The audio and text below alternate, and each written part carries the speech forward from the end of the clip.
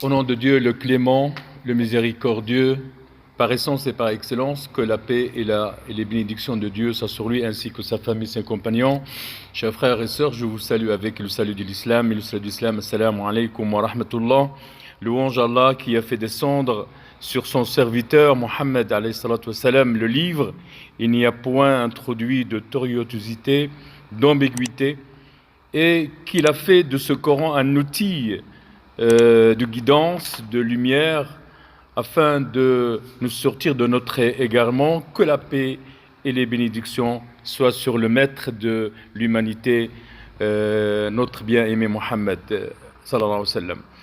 Allah, il a dit dans le Coran, rien vraiment ne se cache d'Allah, de ce qui existe sur la terre ou dans le ciel. Et le prophète Mohammed sallallahu alayhi wa sallam, il a dit, crains Allah en toutes circonstances, fais suivre la mauvaise action par la belle action qui l'effacera, et conduis-toi envers autrui d'une excellente manière. Notre imam, il a donné un exemple à l'ombre de ce pandémie, de ce virus qui a perturbé le monde, qui a perturbé en particulier les musulmans, notre façon de prier, la prière de vendredi, que nous sommes limités à avoir 100 personnes, mais le musulman doit s'adapter à toutes les difficultés et actualiser ses données afin de poursuivre cette obéissance d'Allah subhanahu wa ta'ala et ne pas rester négatif. Que ferais-je?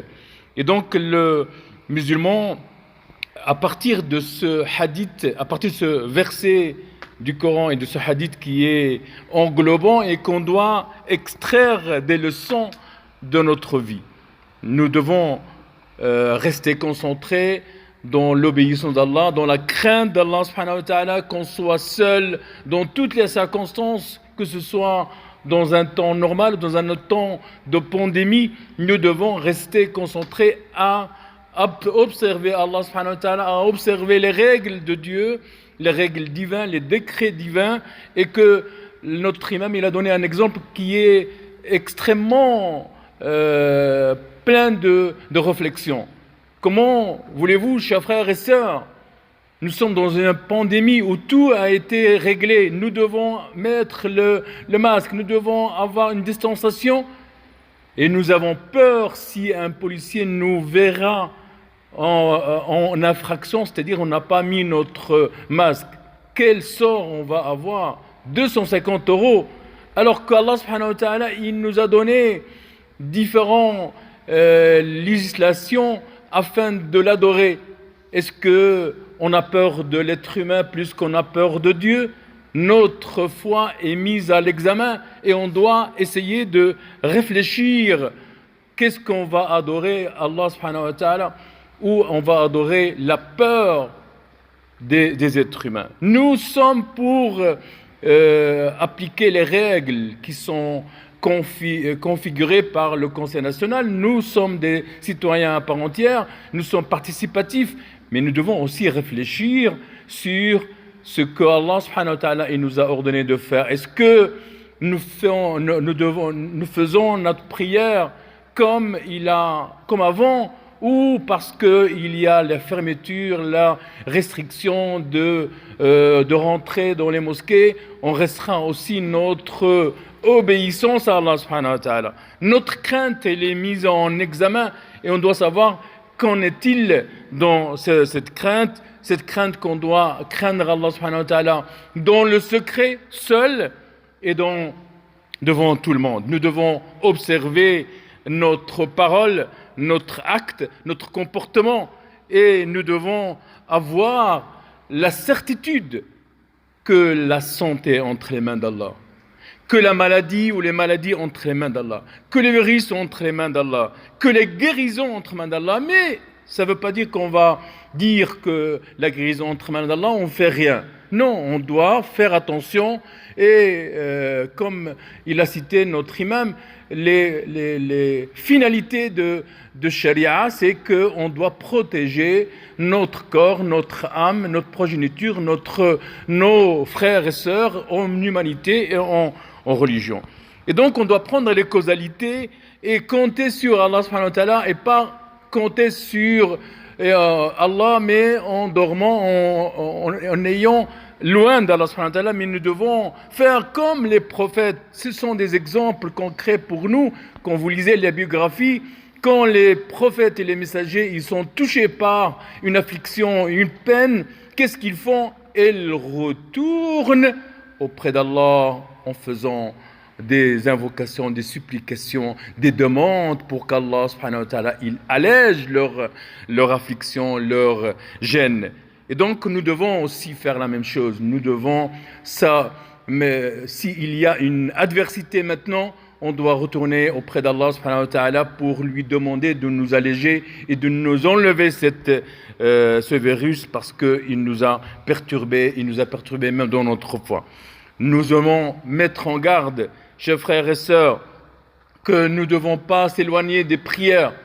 Il y a des mosquées qui sont ouvertes et qu'ils nous permettent de faire la prière, on doit venir faire la prière à la mosquée si on n'a pas de force majeure à ne pas venir. On doit lire le Coran, on ne doit pas lire le Coran quand on lit un journal, mais on doit le méditer, on doit bien le lire avec notre cœur, notre cerveau, tout notre être, comme s'il est descendu à chacun de nous. On doit avoir un lien de parenté, même s'il y a distanciation sociale, même si les bulles ils sont revenus à 5 contacts, nous devons utiliser les moyens de communication et ça c'est adapté à cause de ce virus qu'il y a des bienfaits aussi pour ce virus pour nous remettre en question dans notre lien avec et forcer ces liens par les moyens de communication, par les réseaux sociaux. Il y a plein de... C'est pas parce que je ne peux pas contacter mon frère, ma sœur, c'est que